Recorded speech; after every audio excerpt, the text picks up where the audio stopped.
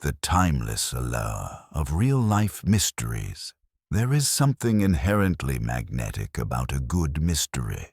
Whether it's the pages of a classic detective novel, the chilling cadence of a campfire ghost story, or the slow burn tension of a well-crafted thriller, film mysteries captivate the human mind like few other genres. This fascination is not just with fiction, it extends deeply into the unknown corners of real life. When faced with an unsolved disappearance, a strange phenomenon, or a baffling occurrence, we cannot help but lean in closer eyes, wide minds racing to understand what defies understanding. What drives this obsession? Part of it may be evolutionary. Our brains are wired for patterns and causality.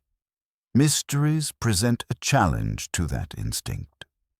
When something doesn't fit into our framework of logic, we feel compelled to make it fit, to theorize, investigate, and imagine all possible explanations.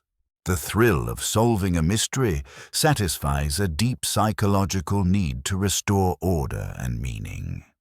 But the real allure lies in the ones we can't solve. There's a strange beauty in the unexplained, a humbling reminder that the universe is far more complex than we often admit. Real-life mysteries are particularly tantalizing because they exist on the edge of credibility. Unlike fictional tales, these stories come with documentation, photographs, eyewitnesses, or even scientific evidence. And yet the truth remains elusive. It's one thing to suspend disbelief in a novel, but it's quite another to hear of a ship found adrift with its crew vanished, or a person who walks out of the woods after 15 months with no memory of where they've been. These cases challenge our assumptions about reality, memory, time, and even death. In this article, we will explore a wide array of such perplexing cases, spanning continents, decades, and even belief systems. From unexplained disappearances in the wildest terrains to supernatural encounters in urban ruins, and from celestial anomalies to chilling moments of resurrection or reincarnation, each story adds another layer to the puzzle of human existence. These are not just stories, they are enigmas that continue to haunt the fringes of science, reason, and faith. Each mystery we explore reminds us of how little we truly know. In an age dominated by data and technology, where answers are often just a click away, these unresolved cases stand as sentinels of uncertainty. They resist finality, they provoke debate, and they invite us to sit not comfortably, but curiously in the space between fact and myth. So as we step into these tales of the unknown, consider this: perhaps the point is not always to solve the mystery. Perhaps the act of seeking, wondering, and imagining is the real reward. Join us then as we delve into some of the most mysterious discoveries and disappearances ever recorded. You may not find all the answers, but you'll certainly come away with deeper questions. The Tunguska event, 1908, the Earth shaking without a crater. On the morning of June 30th, 1908, the quiet wilderness of eastern Siberia was shattered by an explosion so powerful that it flattened approximately 80 million trees over an area of 800 square miles. Known today as the Tunguska event, this cataclysmic moment is often cited as the largest impact event in recorded human history. Yet curiously, it left no visible crater, no confirmed impact object, and no definitive answers, only questions and scorched earth. The blast occurred near the Tunguska River in a sparsely populated region which likely spared countless human lives. Only a few reported casualties occurred, and most accounts focus instead on the immense devastation to the natural environment. Trees were snapped like matchsticks and radiated outward in a butterfly-shaped pattern from the explosion's epicenter. Witnesses from hundreds of miles away described seeing a fireball streak across the sky, followed by shock waves that shattered windows and knocked people to the ground. The most widely accepted theory among scientists is that a large meteoroid, likely 50 to 190 meters in diameter, entered Earth's atmosphere and exploded mid-air between 5 and 12 miles above the surface.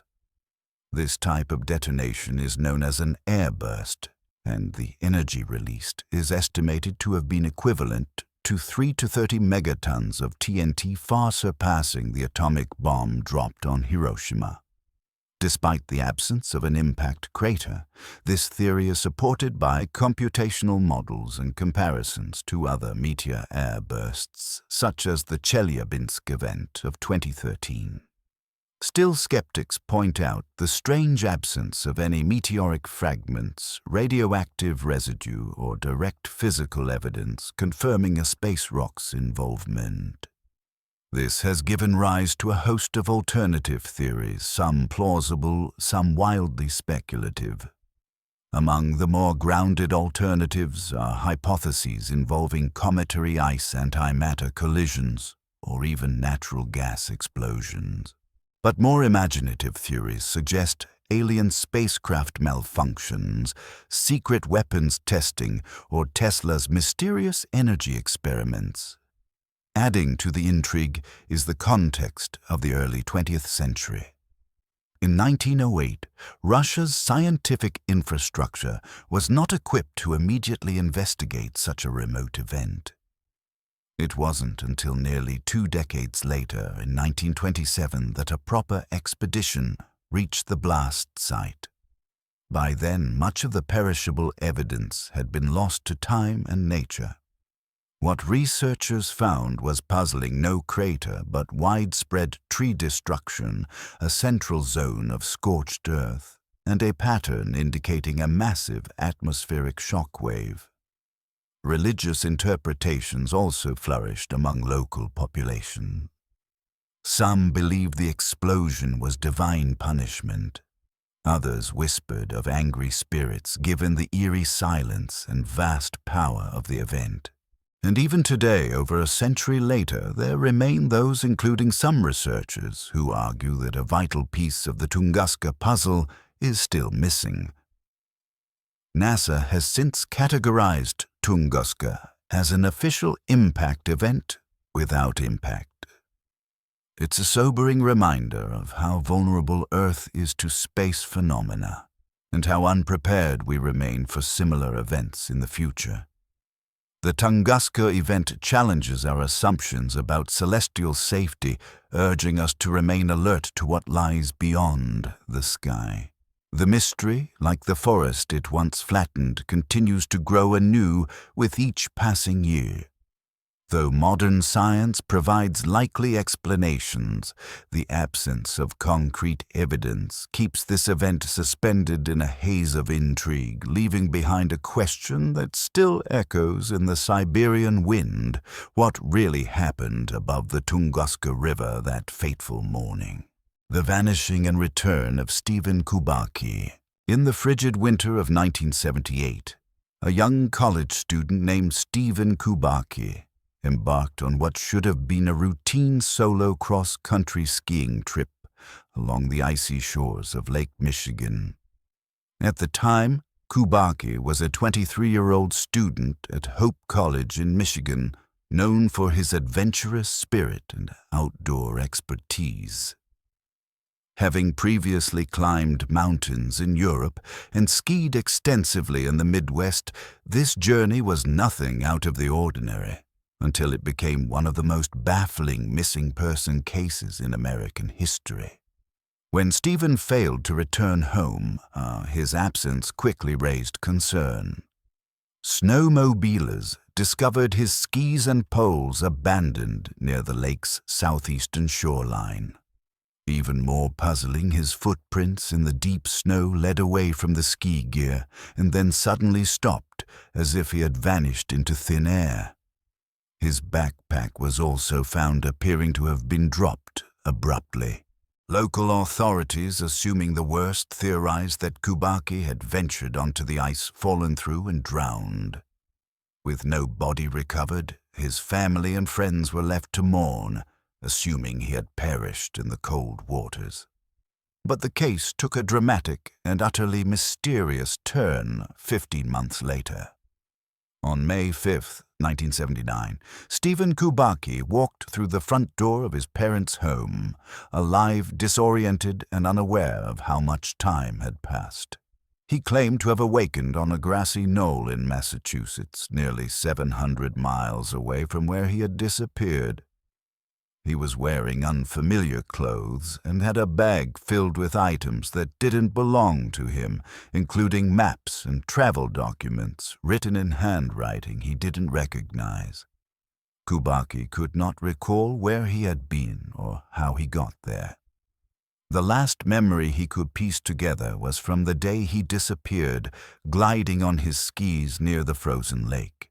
He recalled a sudden sensation of cold darkness enveloping him, a strange moment of disconnection, and then nothing. The blank period spanned over a year. Medical evaluations showed no signs of physical trauma or long-term injury, and Kubaki himself seemed healthy, albeit confused. Theories began to swirl. Some suspected fugue state a rare psychological condition triggered by extreme stress that causes a person to forget their identity and wander far from home. Others suggested more paranormal explanations pointing to the so-called Lake Michigan Triangle, an area often compared to the Bermuda Triangle for its history of disappearances, shipwrecks, and strange sightings. The triangle has long been a hotbed of urban legends, and Kubaki's vanishing only added fuel to the fire. Kubaki, perhaps understandably, chose not to speak publicly about the event in later years. He eventually became a psychologist, a choice many found poetically ironic, given his own unexplainable brush with the mind's limits. He refused interviews and rarely addressed the media, leaving a vacuum that others filled with speculation.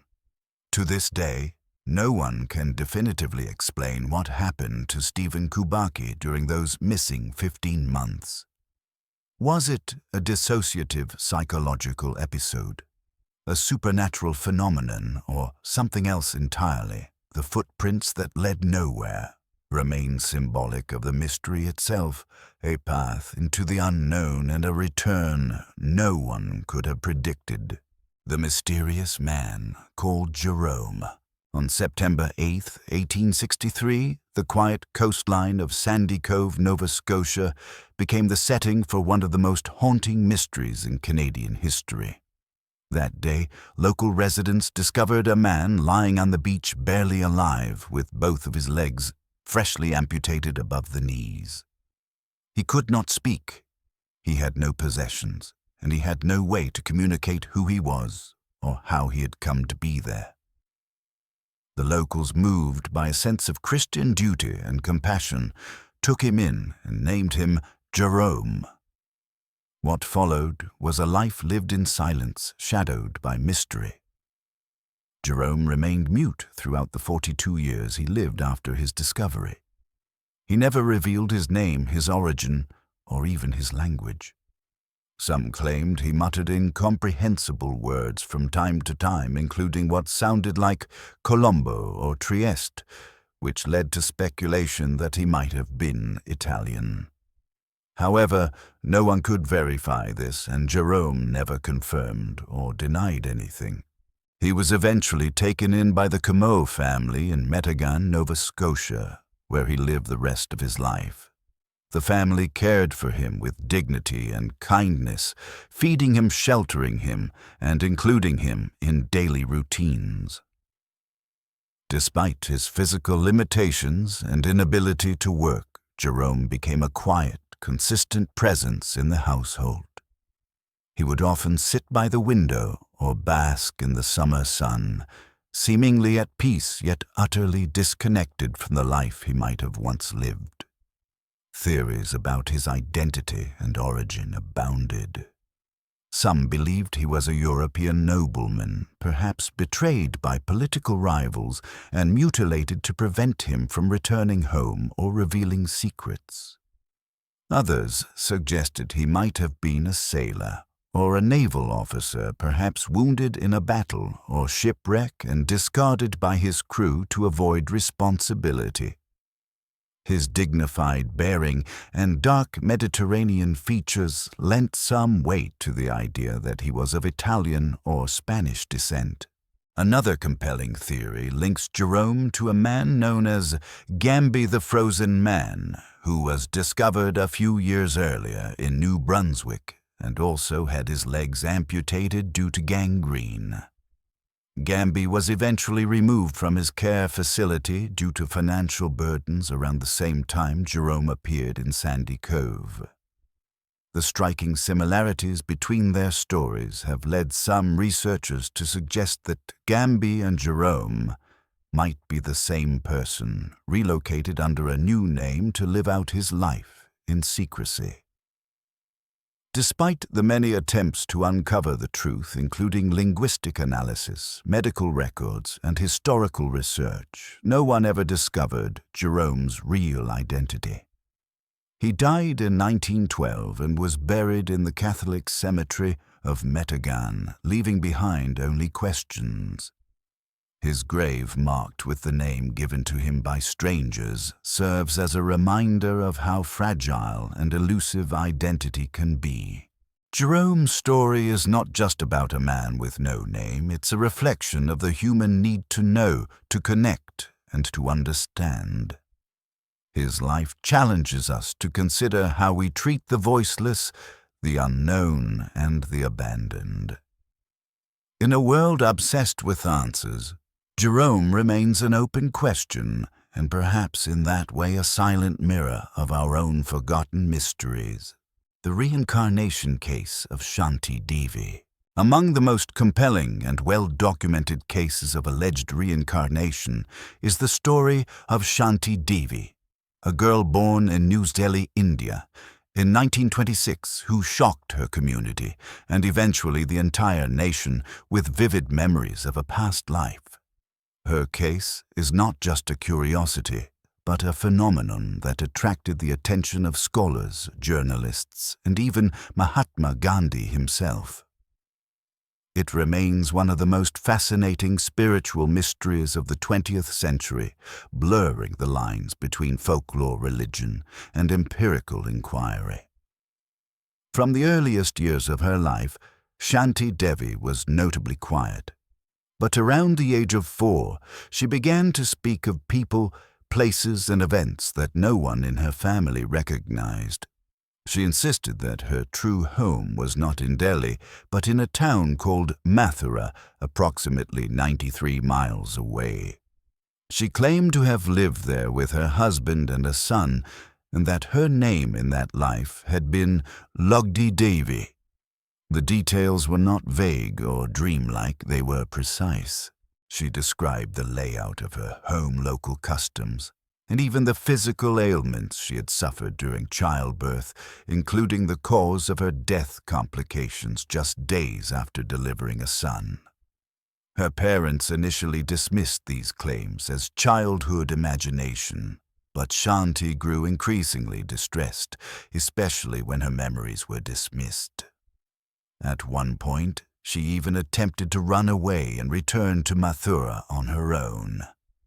When she began recounting these memories at school, her teachers were so struck by the specificity and confidence of her recollections that they alerted the school principal. The headmaster took her claims seriously and began investigating. With the help of local authorities and researchers, a man named Kedarnath was located in Mathura, a widower whose wife, Lugdi Devi, had died exactly as Shanti described 9 days after giving birth to their son. Skeptical but curious, Kedarnath traveled to Delhi under a false name to test Shanti's knowledge. Without hesitation, the young girl recognized him and immediately referred to him as her husband. She even identified members of his family and recalled intimate details that only Lugdi would have known, including personal promises that he had broken after her death. The case soon reached Mahatma Gandhi, who was intrigued enough to appoint a committee of prominent academics and spiritual thinkers to investigate the phenomenon. The committee traveled with Shanti to Mathura, where she accurately identified landmarks, her previous home, and even her former relatives. Her behavior changed as well. She began speaking in the local dialect and displayed emotions of longing and grief that were deeply moving. Independent investigations by researchers over the following decades continue to affirm that Shanti Devi's knowledge and behavior could not be easily explained through fraud, suggestion, or coincidence. While skeptics proposed theories involving overheard stories or childhood fantasy, none could adequately account for the specificity and emotional depth of her claims. Shanti's story raised profound questions about memory, consciousness, and the nature of the soul. Was she truly the reincarnation of Lugdi Devi? While no scientific method can confirm reincarnation beyond a doubt, her case remains one of the most rigorously examined and persuasive examples ever recorded. For many, especially in India, where the concept of reincarnation is culturally embedded, her story offered affirmation of ancient beliefs. For others around the world, it was an eerie, unforgettable glimpse into the mysteries of life and what might lie beyond it. The firefighter's ghost in Gary, Indiana. In the once thriving industrial town of Gary, Indiana, now marked by urban decay and high crime rates, a chilling story emerged in 2015 that reignited long-standing beliefs in the paranormal. Amid the city's abandoned homes and crumbling buildings, one structure went up in flames, drawing the attention of a local fire brigade. What should have been a routine call turned into something far more unsettling when a firefighter captured a photograph of the blaze and something or someone appeared in the window. The fire itself was small and contained to a dilapidated wooden shack known by locals to have been vacant for years. As part of protocol and training, one of the firefighters on duty took a few snapshots of the scene to document the fire's progression. Later, when those photos were shared on social media, they caught the eye of the firefighter's family, and what they saw sent shivers down their spines. There, framed in the flames and smoke, stood what looked like the shadowy figure of a man dressed entirely in black, staring out through the broken glass. The figure was not just a blur or a trick of the light. It appeared strikingly human, yet eerily still, untouched by the chaos of the fire surrounding it. The firefighters were adamant no one had been inside the building. They had heard no cries for help, seen no movement, and the structure had been deemed abandoned for years.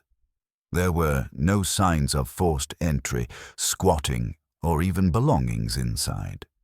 The figure should not have been there, and yet it was. As the photo spread across the internet and local news channels, speculation ran rampant.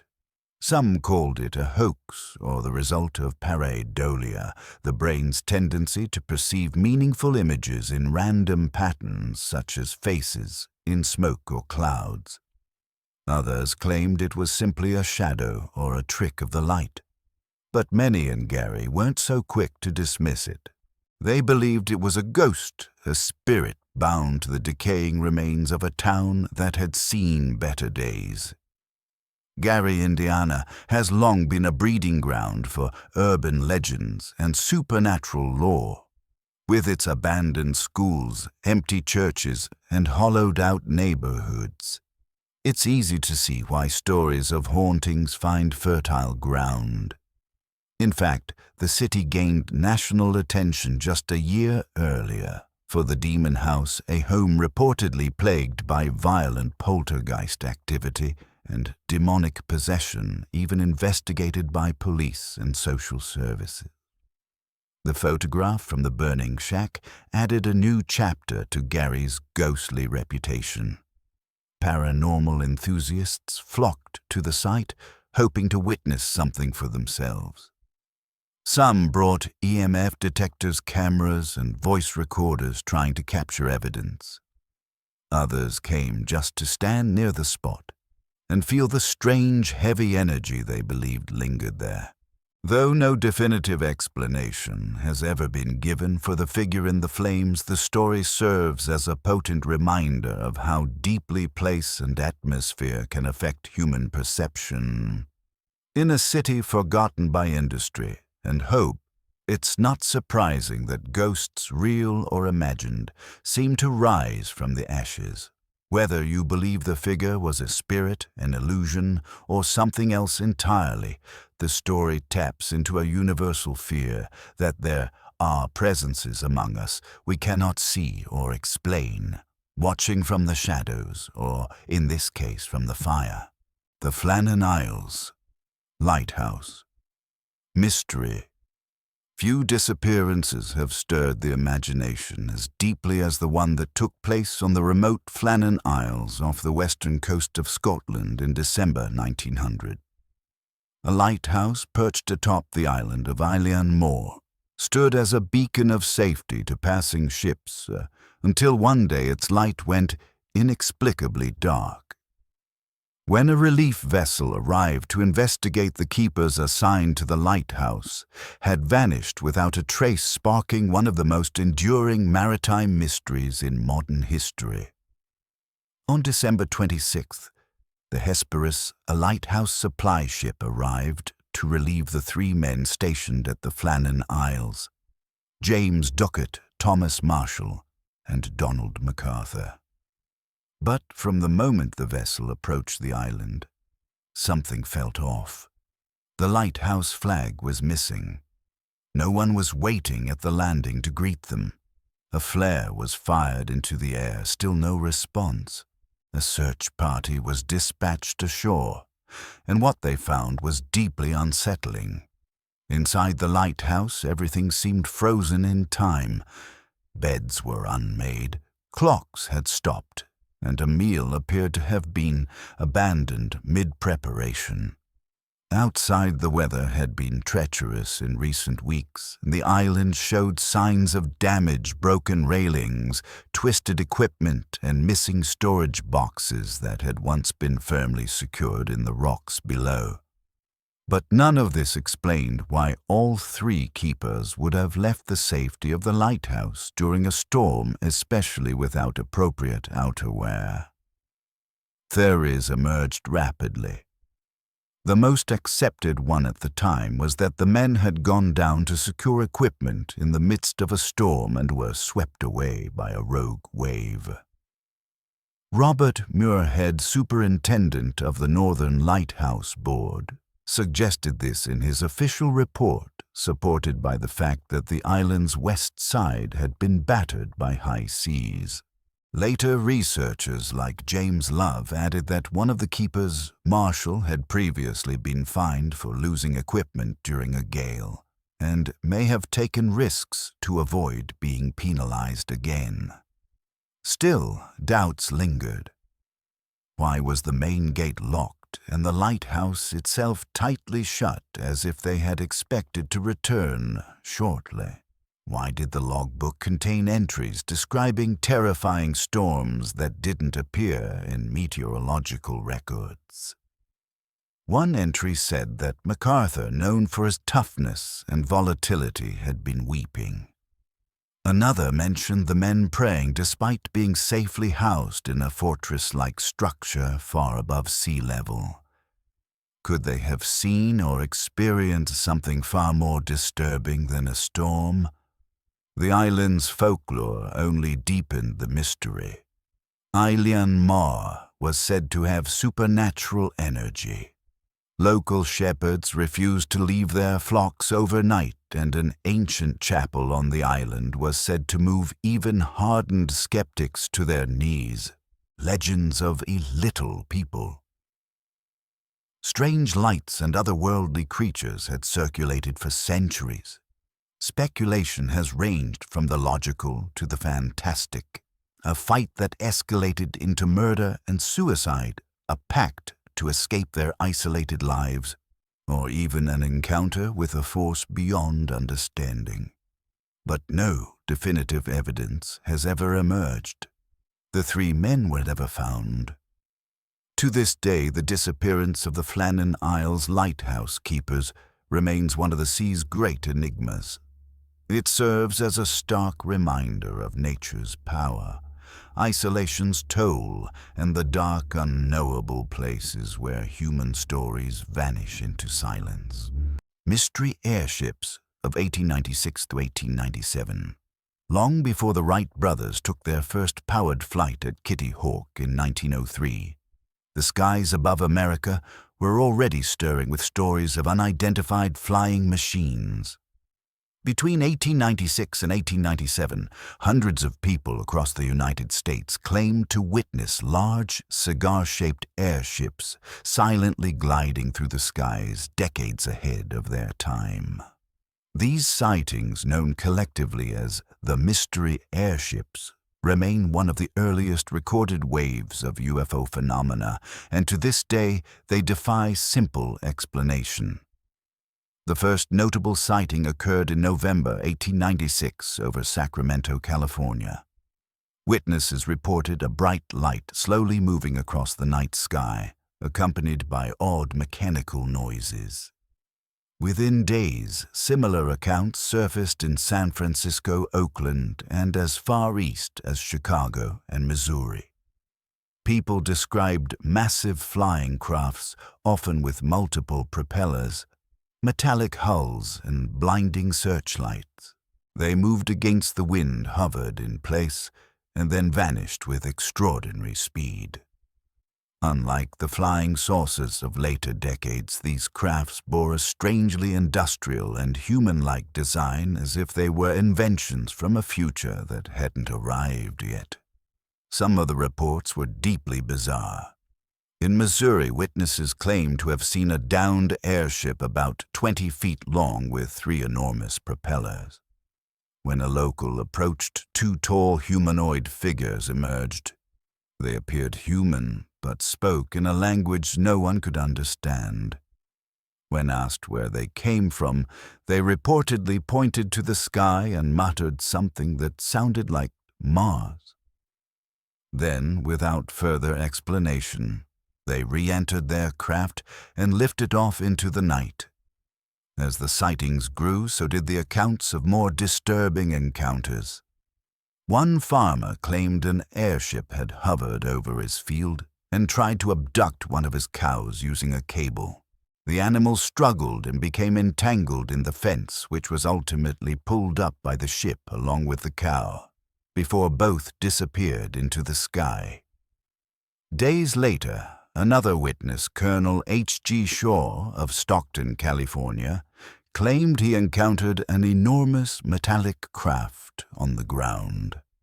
From it emerged 3 tall, thin beings that tried to abduct him. Shaw fought them off. He was physically stronger, and they fled, reboarding their ship and disappearing without a trace. Skeptics at the time suggested mass hysteria, hoaxes, or misidentifications of natural phenomena. Newspapers often exaggerated the tales, sometimes adding fictional embellishments for entertainment value. Yet not all reports were outlandish, and many came from respected citizens, judges, lawyers, military officers, and journalists. The consistency of the craft descriptions across states, long cigar-shaped metallic with wings or rudders, suggests a shared visual experience. The most perplexing element of these sightings is that they occurred before humanity had achieved powered flight. No known technology of the era could have built much less operated machines like the ones described. And unlike modern UFO phenomena, there was no cultural template for such sightings, no alien movies, no space race, no science fiction pulp to prime the public imagination. Some have speculated that these could have been early prototypes of secret flying machines created by eccentric inventors, while others point to time travelers, interdimensional visitors, or extraterrestrials making early contact. Over a century later, the mystery airships of 1896-1897 remain unsolved. They continue to occupy a strange twilight zone in the history of aviation and ufology, too mechanical for myth, too early for explanation. Whatever they were, they left behind more than just puzzled witnesses. They left a question still floating in the sky: the disappearance of Revel Balmain. In 1994, Revel Balmain, as 22-year-old Australian model dancer and aspiring performer, vanished without a trace, leaving behind a trail of confusion, sorrow, and haunting suspicion. Revel's disappearance is one of Australia's most enduring unsolved cases, not only because of the circumstances surrounding it, but because it exposed a hidden double life and a series of disturbing coincidences that continue to provoke speculation nearly 3 decades later. Revel was vibrant, ambitious, and charismatic. She had dreams of pursuing a professional dance career in Japan, and by all outward appearances, she was on the cusp of a breakthrough. But what many close to her didn't know was that Revel was also working casually as an escort, allegedly to save money for her move abroad. This secret part of her life would become central to the investigation following her disappearance. On the evening of November 5, 1994, Revel had a scheduled appointment with a client, Gavin Summer, at a residence in Kingsford, a suburb of Sydney. Summer initially gave a false name when booking through her agency, but when the agency followed up, they traced the call and confronted him. He admitted to his true identity, raising immediate questions about why he lied in the first place. According to Summer, after their encounter, he dropped Revel off near the Red Tomato Inn around 7 p.m. That was the last confirmed sighting of her. Within hours, signs of alarm began to surface. Revel's makeup bag house keys and one of her shoes were found scattered in the area, as if she had been taken suddenly. There were no eyewitnesses, no CCTV footage, and no further communication from her. Samer quickly became the prime suspect, but investigators lacked the conclusive evidence needed to press charges. Still, his behavior, including the use of a false name and inconsistent statements, kept him under scrutiny. Over the next 15 years, Samer's life unraveled further. He moved to Tasmania and lived as a recluse, evading public view until 2018, when he pled guilty to unrelated theft charges. In a chilling twist, another woman associated with him died under suspicious circumstances in 2020. Samer had been accused of assaulting her just prior to her death in an apartment explosion. While the charges were dropped due to her death, the pattern of violence raised fresh suspicions. Revel's case remains unsolved, but her family never gave up. In 2021, they offered a $1 million reward for any information leading to the discovery of her remains. They hoped that someone somewhere might finally come forward before memories fade completely and those with knowledge take their secrets to the grave. The disappearance of Revel Balmain is more than a cold case. It is a tragic symbol of vulnerability, trust betrayed, and a justice system constrained by circumstantial evidence. It raises uncomfortable questions about how society treats women with hidden or stigmatized professions and whether their stories are pursued with the urgency and compassion they deserve. To this day, Ravel's loved ones wait. They wait for the truth, for accountability, and most of all, for closure.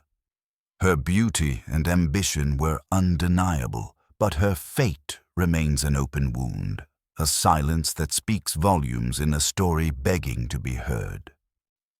The Vanishing of James Pruitt. In March 2019, James Pruitt, a 70-year-old man from Tennessee, drove to the Rocky Mountain National Park in Colorado for what should have been a peaceful visit to nature. What followed was an extensive weeks-long search effort through rugged terrain and harsh winter conditions that ultimately turned up nothing. Pruitt's disappearance remains one of the most baffling in the park's history, a mystery compounded by the absence of any physical evidence, sightings, or logical explanation. On March 3rd, Pruitt's car was discovered parked at the Glacier Gorge trailhead, one of the park's most popular starting points for hiking and snowshoeing. Rangers quickly realized something was wrong. No one had heard from Pruitt since February 28th, several days before the vehicle was found. With sub-zero temperatures, treacherous, snow-packed terrain, and the possibility of injury or disorientation, officials feared the worst. The search began immediately and grew rapidly in scale. Park rangers, trained search and rescue teams, search dogs, and aerial units all joined forces in an extensive effort that covered over 15 square miles. The area was blanketed with 2 feet of fresh snow, complicating visibility and obscuring any potential tracks or clues.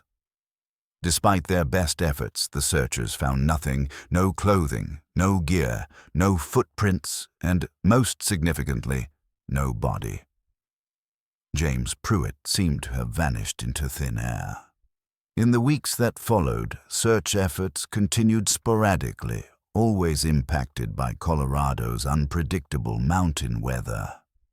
Rangers hoped that summer, with its increased foot traffic from the park's 2 million annual visitors, might reveal a clue, perhaps a lost item, a campsite, or human remains. But the summer passed with no progress. In October, the search strategy shifted to less traveled off-trail areas where it was thought that Pruitt might have accidentally wandered or tried to seek shelter. Still, there was no sign of him. Eventually, the active search was officially suspended. Rangers and volunteers continued to monitor the park, but no new leads emerged. As of 2021, James Pruitt remains listed as a missing person, his case quietly fading from public view, sustained only by occasional social media posts urging hikers and visitors to remain vigilant. What makes this case particularly unsettling is the utter lack of trace. In most search and rescue missions, even when the subject isn't found alive, there is typically some sign: a boot print, a backpack, an article of clothing, or a campfire. But in Pruitt's case, there was nothing. This total absence has led some to suggest unusual explanations, perhaps a fatal fall into an untraceable crevice, disorientation leading to remote, unsearchable ground, or even more speculative theories involving hidden wildlife encounters or unknown phenomena. Pruitt's age was both a risk factor and a mystery in itself. He was experienced, cautious, and not known for reckless behavior. His family was devastated by the disappearance, but continued to advocate for renewed efforts to bring closure to the case. Without physical evidence or eyewitness accounts, authorities have had no way to determine what happened after he left the trailhead. The Rocky Mountains are beautiful but unforgiving, and while nature can take back what it gives, it rarely does so without leaving some sign. James Pruitt's disappearance reminds us that even in our modern world with GPS satellites and surveillance, nature still holds secrets. And sometimes, people still vanish without a trace. The humming ice shelf in Antarctica. In the vast frozen wilderness of Antarctica, where the sun can disappear for months and silence reigns supreme, a sound was detected, low, rhythmic, and persistent. It wasn't the groan of shifting glaciers or the crack of calving icebergs. It was a mysterious hum, a vibration deep beneath the Ross ice shelf, recorded by highly sensitive seismic instruments. This eerie phenomenon, first observed between 2014 and 2017, has left scientists fascinated, perplexed, and mildly unsettled. What is making Antarctica hum, and why the Ross ice shelf is the largest floating ice mass in the world, roughly the size of France? It stretches from the Antarctic mainland out into the Southern Ocean and plays a crucial role in regulating sea levels and Earth's climate. In an effort to monitor its stability, researchers embedded over 30 ultra-sensitive seismic sensors beneath layers of snow across the shelf. Their goal was to study how the shelf responded to changing weather, ocean currents, and internal stresses. What they found was unexpected. The sensors picked up a continuous vibration, a low-frequency hum resembling a steady musical note. It was not a single tone, but a pattern of oscillations, often modulating slightly with environmental changes, like wind or temperature. The vibrations were far too uniform to be natural seismic activity, such as earthquakes, and there were no machines or known human-made sources operating nearby. Initially, researchers theorized that the sound was generated by surface winds and temperature shifts, causing the snow dunes on the ice shelf to move and compact. Essentially, the ice shelf itself was singing a natural phenomenon caused by atmospheric conditions. But even this poetic-sounding explanation did not fully clarify the consistency or depth of the frequencies involved. The humming was too structured, too persistent, and too widespread. To make matters more enigmatic, the sound is inaudible to the human ear. It can only be heard when the seismic data is converted into audio using accelerations and compressions. When sped up and rendered into audible format, it resembles a long, resonant hum, like a distant, frozen heartbeat beneath the snow. Some have suggested that the phenomenon could serve as a useful monitoring tool. Changes in the tone or intensity of the hum could indicate structural shifts in the ice shelf, offering an early warning system for collapse or instability. Others have proposed that the Ross hum could help us understand the acoustic properties of other icy worlds like Europa or Enceladus moons in our solar system that are believed to have ice-covered oceans. And yet, for all the scientific value the hum may hold, it still provokes something deeper, a sense of mystery. Antarctica is a continent steeped in enigma, from the discovery of alien-like microorganisms beneath the ice to long-standing theories about ancient civilizations buried in its depths. The Ross ice shelf hum adds one more layer to the mythos. In a place where almost nothing lives, where silence should reign supreme, the earth hums constantly, mysteriously. It is as if the continent itself is whispering secrets too deep for language, too vast for comprehension. For now the hum is explained in part, but not in whole. It remains a sound that scientists monitor, and the rest of us ponder, a voice from the end of the world singing softly through the ice. Linda Arteaga's Forest Ordeal. In the dense, unforgiving wilderness of Arkansas, where thick forests stretch endlessly and the terrain resists even the most experienced hikers, a woman named Linda Arteaga disappeared. What followed was a harrowing ordeal that tested the limits of human endurance, blurred the lines between survival and hallucination, and left behind a chilling story filled with unanswered questions, including the haunting presence of shadowy figures watching her in the woods. Linda, 53 years old, was hiking with her brother, Eddie Huff, when the pair lost their bearings and became stranded. Despite their age, both were active and accustomed to the outdoors, yet the unpredictable terrain and thick vegetation of the Arkansas wilderness quickly turned a simple hike into a disorienting nightmare. The two became separated.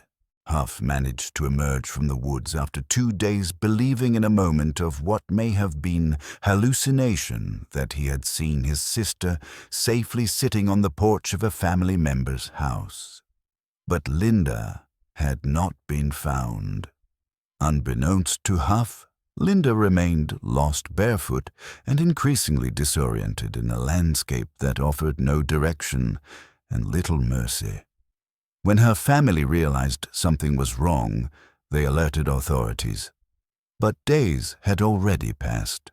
By the time the search began in earnest, Linda had been missing for over 120 hours, in terrain known for steep cliffs, venomous snakes, and treacherous underbrush. Hope began to fade. Emergency teams shifted their focus from search and rescue to search and recovery, believing the likelihood of finding her alive had diminished to near zero. And then, in a miraculous turn of events, Linda was found dehydrated, scratched barefoot, but alive. She had survived on creek water, watercress, wild berries, and sheer determination. Her flip-flops had been lost early in the journey, forcing her to walk across rough terrain unprotected. She told rescuers a story that stunned both her family and the search teams while wandering in circles. She had seen other hikers, but they didn't respond to her. And at night, she claimed to see shadow people, dark, indistinct figures watching her from the trees, the bushes, and the edges of her vision. Whether these figures were hallucinations brought on by dehydration and possibly toxic berries or something more metaphysical remains a point of contention. Doctors later speculated that some of the berries she and her brother may have consumed were mildly poisonous, causing paranoia, disorientation, and memory loss. Both siblings struggled to clearly recall the events of their hike. Huff's vision of Linda on the porch, too, may have been the result of similar cognitive effects. And yet Linda remained firm in what she saw. She was convinced she had been watched not by animals or imagined threats, but by sentient, shadowy presences that observed her silently just beyond the veil of visibility. It's a detail that echoes other wilderness survival accounts where individuals on the brink of death describe sensing unseen entities, watchers, guardians, or something darker. Her survival is extraordinary, but it's the psychological and perhaps spiritual dimensions of her story that linger most. What does the mind conjure when it's stripped of certainty, surrounded by nature's indifference and flooded with fear? Linda's forest ordeal reminds us that survival is not only physical. It is also mental, emotional, and in some cases, profoundly mysterious. In the silence of the woods, she encountered more than danger. She touched something unknowable. The disappearance of Janine Vaughan. In the early hours of December 7, 2001, in the quiet town of Bathurst, New South Wales, Australia, 31-year-old Janine Vaughan vanished without a trace.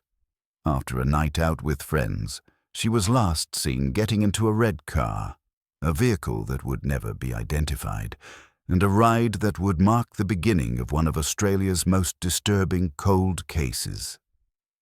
What followed was a story filled with missed leads, conflicting testimonies, and a shadow of fear that has loomed over the town for more than 2 decades. That night, Janine had been out drinking and dancing with friends at a local nightclub. It was a warm, festive evening, and like many others, she had planned to walk the short distance home. Around 4 a.m., she was seen on CCTV walking down Keppel Street. Moments later, a small red sedan pulled up beside her. Without hesitation, Janine approached the vehicle and got in, apparently recognizing the driver. That was the last confirmed sighting of her. No phone calls, no bank activity, no signs of struggle. The car and Janine simply disappeared. From the beginning, the case was mired in confusion. Investigators initially believed she had gone missing voluntarily, perhaps to escape personal issues, but her family insisted otherwise.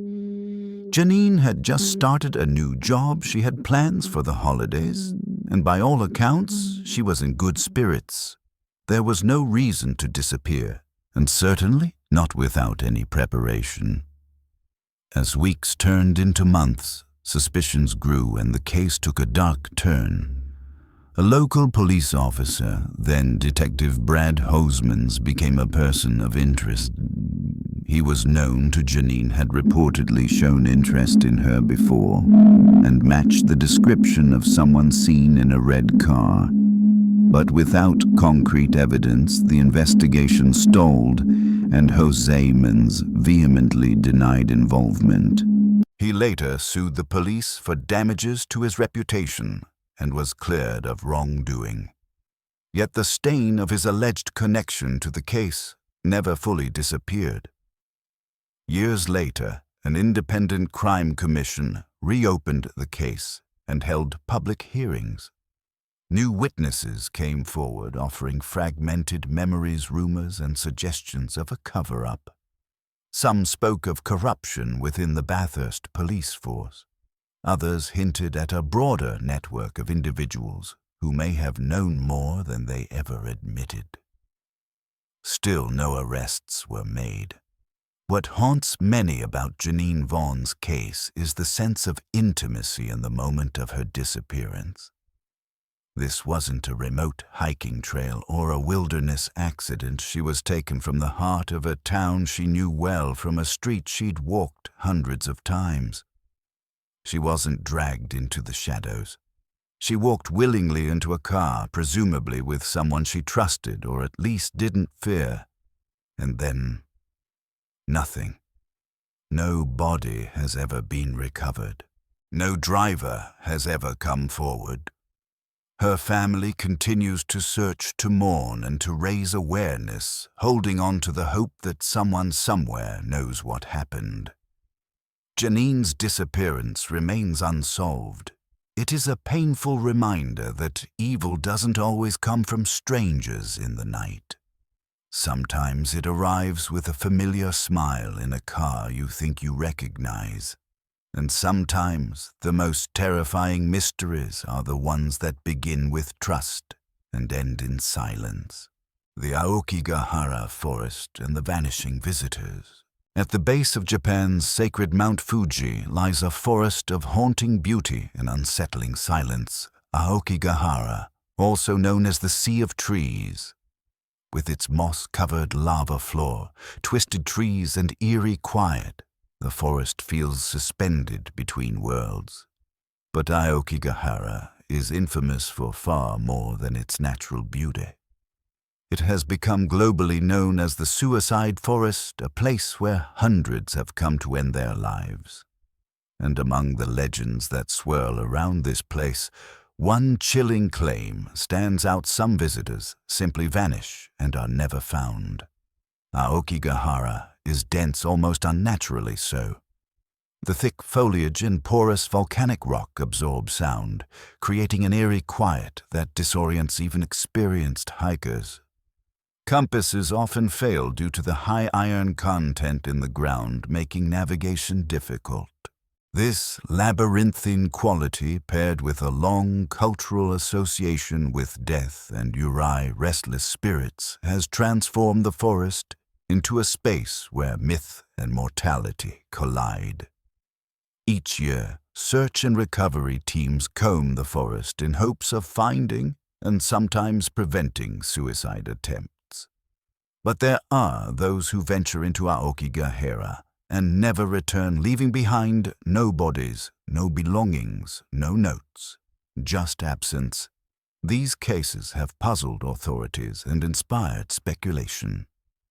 Could the forest truly cause people to vanish?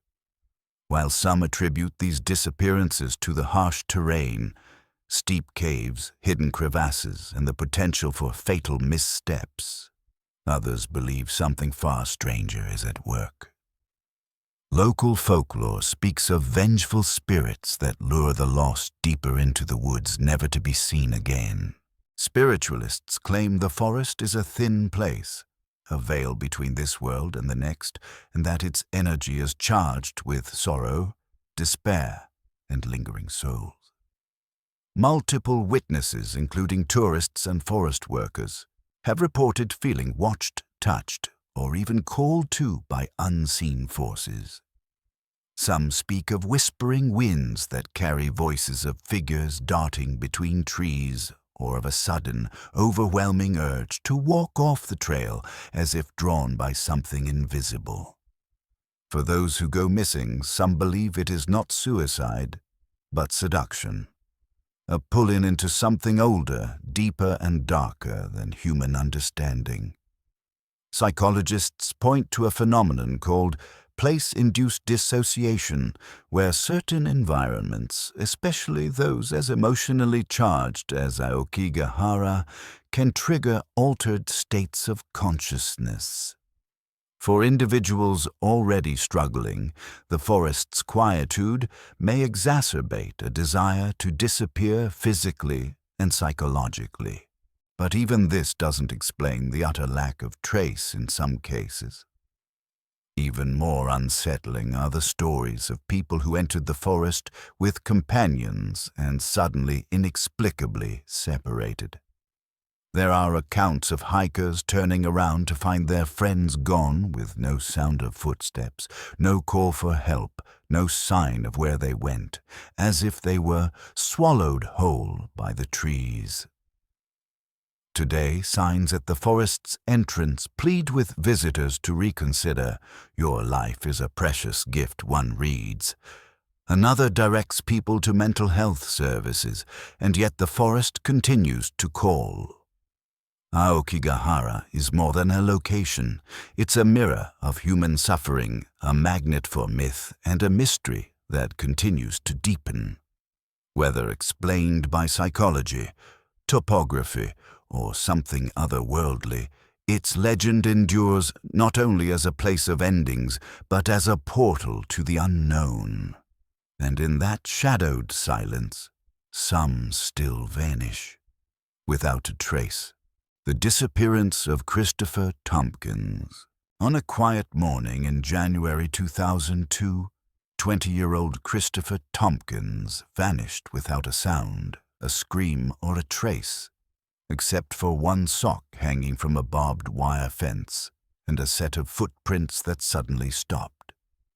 He had been working with a small crew along a rural Georgia highway when he simply ceased to exist in the span of a few seconds. His disappearance has baffled investigators, disturbed his family, and ignited a whirlwind of theories, some logical, others unsettlingly surreal. Christopher was part of a 4-man survey crew working along a tree-lined road in Harris County, Georgia.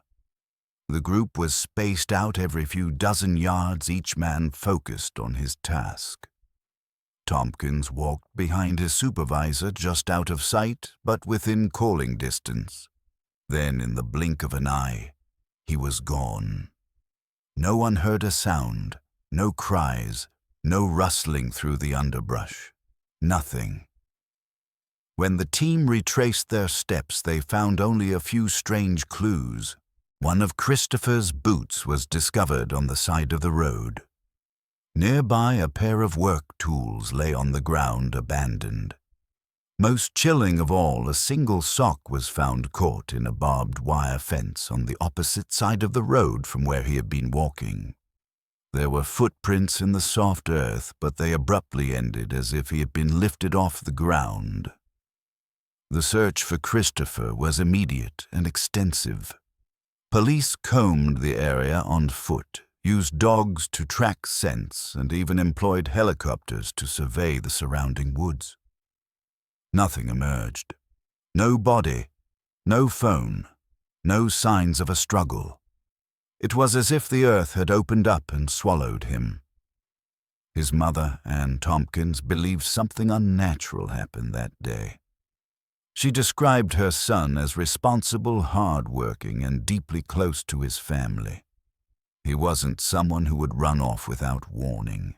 She also noted a disturbing detail. Her son had complained the night before that he felt anxious about going to work. Something didn't feel right, he had said. He couldn't explain why, just that a shadow of unease was hanging over him. Speculation flooded in. Some pointed to animal attacks, but the scene lacked signs of a struggle. Others proposed foul play, but with 3 co-workers nearby and no evidence of blood or violence, the theory seemed unlikely. Then came the stranger ideas: alien, abduction, dimensional slips, or portals. These theories were fueled by the impossibility of the clues, the way footprints stopped mid-stride, and how his personal belongings appeared scattered in a pattern that defied logic. Investigators officially classified it as a missing person case.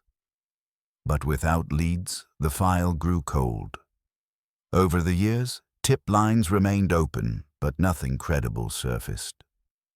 No use of his social security number, no financial activity, no sightings. What haunts people about Christopher Tompkins' case isn't just the disappearance. It's the way he vanished, as if plucked from reality. No noise, no warning, just an absence that still lingers like a riddle wrapped in silence. To this day, his mother waits for answers. She drives the same road, sometimes staring into the trees, hoping for a glimpse of closure. But the forest remains mute, and Christopher's name remains on a growing list of people who went missing in plain sight, without explanation, without witnesses, and without return. The Vanishing of Brian Schaffer. Among the most haunting modern disappearances is that of Brian Schaffer, a 27-year-old medical student who walked into a bar in Columbus, Ohio in 2006 and never walked out. His case remains one of the most perplexing unsolved mysteries in recent American history, largely because it seems physically impossible. Security footage shows him entering the bar, but there's no footage of him ever leaving. It was the beginning of spring break, April 1st, 2006. Brian had recently endured the loss of his mother to cancer, and though visibly affected, he was pushing forward with plans for his future. He was in love with a fellow medical student, Alexis, and had even planned to propose during an upcoming trip to Miami. That Friday night, he went out with friends to celebrate the start of break. They visited several bars before ending up at the Ugly Tuna Saloona, a bar located on the second story of a now-closed shopping complex near the Ohio State University campus. Surveillance cameras captured Brian arriving around 1:15 a.m., laughing and walking with 2 friends. At 1:55 a.m., the same cameras showed him stepping outside the bar to speak with 2 women. He then appeared to walk back into the bar, and that was the last time anyone saw him. From that point forward, it's as if Brian Schaffer ceased to exist. Police reviewed every frame of footage from the bar's only public entrance, an escalator monitored by cameras. Multiple patrons were seen coming and going. Brian's friends left shortly after closing time, assuming he had gone home. But Brian never reappeared on camera. There were no alternate exits available to the public, no back doors he could have used without being seen. It was a bar on the second floor, and the only known exit was under constant surveillance. His phone went unanswered. His credit cards were never used again. Investigators were dumbfounded. They explored every possibility. Had Brian disguised himself and left unnoticed? Unlikely. He was tall, broad-shouldered, and easily recognizable. Did he leave through a service exit? Police interviewed employees and examined that route, but found no leads. Did he fall victim to foul play? But there were no signs of a struggle, no blood, no witnesses, nothing to suggest a crime occurred. Theories abounded. Some believed he had died accidentally in a hidden area of the bar and that the body had been concealed. Others suggested he left intentionally, abandoning his life to start anew. But his family strongly rejected that. He was close to his father, who later died, still holding out hope for his son's return. And he was in love with firm plans for the future. Running away made no sense. More disturbing is what the case reveals about the limits of modern surveillance. Despite multiple cameras and dozens of patrons present, Brian simply disappeared in a space that should have made escape impossible. It's as if he slipped between frames, as if reality itself turned opaque and swallowed him. Over the years, the case has become a touchstone in discussions of impossible disappearances. Posters bearing his smiling face, brown hair, green eyes, a Pearl Jam tattoo still circulate online. Occasionally, tips surface: a sighting in Mexico, a blurred photo online, a strange message left on a forum. None have been verified. Brian Schaffer remains a ghost in the modern world, a young man who stepped into a crowded bar and was never seen again, leaving behind questions that defy logic, evidence, and understanding. The final phone call: Brandon Swanson's disappearance. On a cool May evening in 2008, 19-year-old Brandon Swanson made a call to his parents after his car veered into a ditch on a rural road in Minnesota. He seemed calm, a little frustrated, but entirely lucid. He asked for help, explained his location, and even stayed on the phone for over 45 minutes as his father tried to find him. Then, in the middle of their conversation, Brandon suddenly exclaimed, "Oh, shh," and the line went silent. That was the last anyone ever heard from him. He was never seen again. Brandon had been celebrating the end of spring semester with friends at a community college. Despite drinking earlier in the night, friends later stated that he did not appear intoxicated when he left. He got into his car shortly after midnight, intending to drive home to Marshall, Minnesota. But somewhere along the way, he got lost. At 1:54 a.m., Brandon called his parents to say that his car had slid into a ditch. He wasn't hurt, just annoyed. He believed he was near Lind, a small town nearby, and asked them to pick him up. His parents, Brian and Annette, immediately got in their car and headed toward the area he described. But when they arrived, there was no sign of Brandon's vehicle. As they spoke to him over the phone, Brandon grew increasingly frustrated that they couldn't find him. At his suggestion, he said he would walk toward Lind and that they should meet him halfway. The phone call continued for nearly an hour. His parents said he seemed aware, coherent, and gave no indication of panic. They could hear him walking gravel underfoot, the occasional car passing in the distance. Then abruptly came that final exclamation. Then nothing.